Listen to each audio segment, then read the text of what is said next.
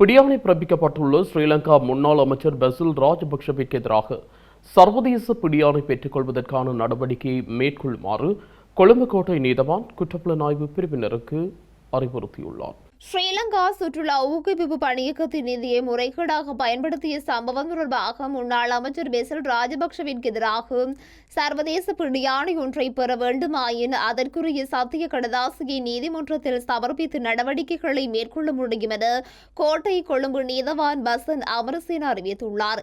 இந்த சம்பவம் தொடர்பான விசாரணை நேற்று நீதிமன்றத்தில் மீண்டும் விசாரணைக்கு எடுத்துக் கொள்ளப்பட்ட போது குற்றப்புலனாய்வு திணைக்களத்தின் சட்டவிரோத சொத்துக்கள் விசாரணை பிரிவினருக்கு நீதவான் இவ்வாறு அறிவித்துள்ளார்.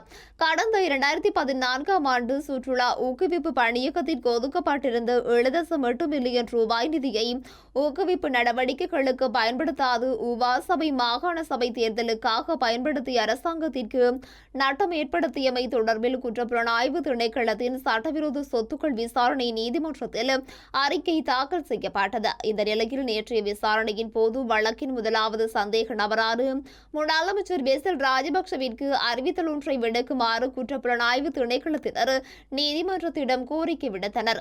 எனினும் இவருக்கு எதிராக பிடியாணை பிறப்பிக்கப்பட்டுள்ளதால் மீண்டும் அறிவிக்க வேண்டிய அவசியமில்லை என நீதவான் சுட்டிக்காட்டினார். மாறாக வதேச பிடியாணையை பெற்றுக் கொள்வதற்கான அடுத்த கட்ட நடவடிக்கைகளை முன்னெடுக்குமாறு அவர் அறிவுறுத்தினார்.